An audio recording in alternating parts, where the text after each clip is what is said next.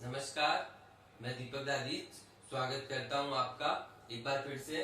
आज हम कक्षा 9 संस्कृत विषय में अच संधि के अन्य प्रकरणों के बारे में जानेंगे। जैसा कि हमने पिछले वीडियो के अंदर गुण संधि, वृद्धि संधि, यण संधि और अयादि संधि के बारे में जाना, आज हम 5वें नंबर की संधि पूर्व रूप संधि के बारे में जानेंगे। पूर्व रूप संधि जिसका सूत्र होता है एंग पदांता दति। एंग पदांता दति इसका सूत्र है। आइए इसके कुछ नियमों के बारे में जानते हैं। पहला नियम, पूर्व रूप संधि को अयादि संधि का अपवाद कहा जाता है। पूर्व रूप संधि और अयादि संधि जो हमने पढ़ी थी, अय, आय, औ और आओ, ए और ओ के बाद में छोटे और बड़े के बाद में अय, आय, औ, आओ आ रहे थे, वो संधि थी हमारी अयादि संधि। इसको उस संधि का अपवाद माना जाता है। इसके बाद में इसके कुछ नियम है। पदांत यानी पदों के अंत में ए अथवा ओ से आगे यानी ए और ओ के बाद में धन, यदि ह्रस्व अ, यदि छोटा अ आए तो कर्म से अ का पूर्व रूप हो जाता है। पूर्व रूप का मतलब पहले वाले रूप का ही हो जाता है। अ को अवग्रह यानी एस के रूप में अंकित किया जाता है और अवग्रह को एस के रूप में अंकित किया जाना चाहिए। सामान्य भाषा में अगर हम बताएं तो ए अथवा ओ, ए और ओ के बाद में ह्रस्व अ आने पर यानी छोटा अ आने पर कर्म से अ को अवग्रह के चिन्ह के रूप में लिख दिया जाता है और वही हमारी संधि है पूर्व रूप संधि। आइए कुछ उदाहरणों के माध्यम से समझने का प्रयत्न करते हैं। पहला उदाहरण, गोपालो अहम। यहाँ पर देखिए, ध्यान दीजिएगा, गोपालों में ल के अंदर ओ की मात्रा आ रही है और अहम में ए आ रहा है, यानी ओ के बाद में ए आ रहा है, तो उस तरीके से हमारा शब्द बनेगा गोपालो अहम। परिवर्तन कुछ भी नहीं करना है, केवल दोनों अक्षरों को मिलाकर लिखना है और ए का अवग्रह के रूप में लिखना है। अवग्रह का मतलब एस के रूप में लिखना है। तो गोपालो अहम का शब्द बन गया गोपालो अहम। उसी तरीके से अंते अपि, अंते ए आ रहा है और ए आ रहा है, ए के बाद में ए आने पर वही सेम टू सेम अंते अपि, केवल ए को अवग्रह के रूप में लिख दिया अंते अपि। उसी प्रकार हरे धन अव, ए के बाद में ए आ रहा है तो उस तरीके से ए और ए बन जाएगा अवग्रह हरे अव। उसी प्रकार विष्णु धन अत्र, ओ के बाद में ए आ रहा है तो शब्द बन जाएगा विष्णोत्र। उसी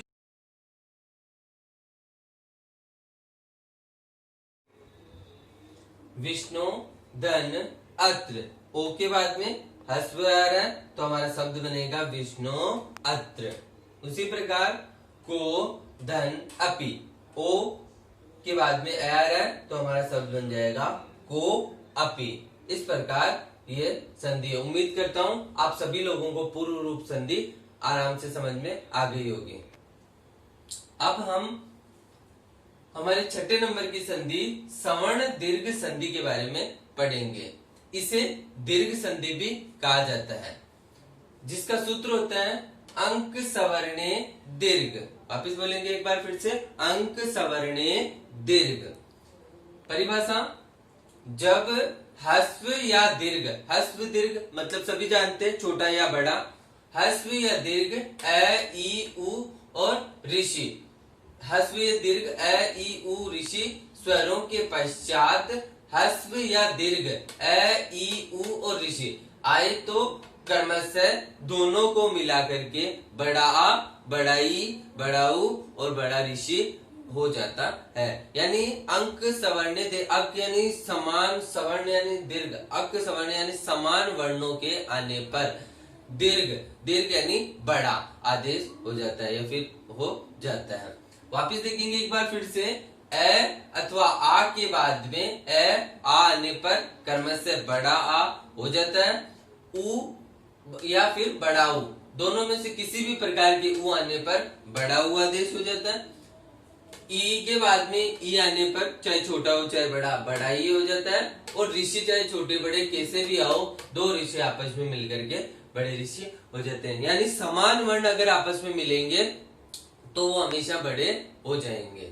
आइए कुछ उदाहरणों के माध्यम से समझने का प्रयत्न करते हैं। पहला, देते धन अरि, दैत्य में य के अंदर ए की आ रही है स्वर और फिर ए आ रहा है, तो दोनों ए मिलकर के बन जाएंगे आ, और आ ये में मिलने पर हो जाएगा दैत्या री। तो हमारा शब्द बनेगा दैत्या री। उसी तरीके से विद्या और आलय, ध्या में भी आ रहा है और आ में भी आ रहा है, तो विद्यालय हमारा शब्द बनेगा। कुछ भी परिवर्तन नहीं होगा क्योंकि यहाँ पर भी आ और यहाँ पर भी आ, दोनों मिलकर के आ बन गए विद्यालय। इसी प्रकार इति, धन, यु, छोटा ई और छोटा ई दोनों मिलकर के बड़ा ई बन गया और शब्द बन गया इत्यु। हमेशा बड़ा आदेश या फिर बड़ा शब्द होना चाहिए स्वर।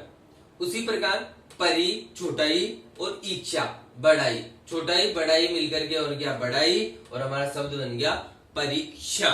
उसी प्रकार वधु, धन, उत्सव, छोटा ऊ और छोटा ऊ मिलकर के बड़ा ऊ बन गया और हमारा शब्द बन गया वधुत्सव। एक बात ध्यान रखनी है, अगर विसर्ग शब्दों के पीछे है तो विसर्ग लगाने हैं और अगर विसर्ग शब्दों के पीछे नहीं है तो विसर्ग नहीं लगाने हैं।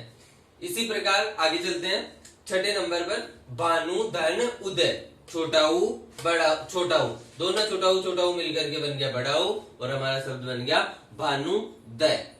उसी प्रकार यहाँ पे हमने आ का पढ़ा, यहाँ पर हमने ई का पढ़ा, यहाँ पर हमने दोनों ऊ के पढ़े और अंत में बचा ऋषि का, तो हम ऋषि के बारे में जानेंगे। होतृ, धन, ऋकार, होतु ऋकार हमारा शब्द बन गया होतु ऋकार। उसी प्रकार कर्तृ, धन, ऋणी, कर्तृ ऋणी हमारा शब्द ऋषि बन गया। सामान्यतः परीक्षाओं के अंदर इनमें से पूछा जाता है और उम्मीद करता हूं आप लोगों को ये सवर्ण दीर्घ संधि हो गई। इस प्रकार आज तक हमने 6 संधियों के बारे में पुराने और आज तक की वीडियो में समझा। उम्मीद करता हूं आप सभी लोगों को वीडियो पसंद आए होंगे, संधि भी समझ में आई होगी। इसी के साथ मैं दीपक दादी अनुमति चाहता हूं। जय हिंद, जय भारत, नमस्कार।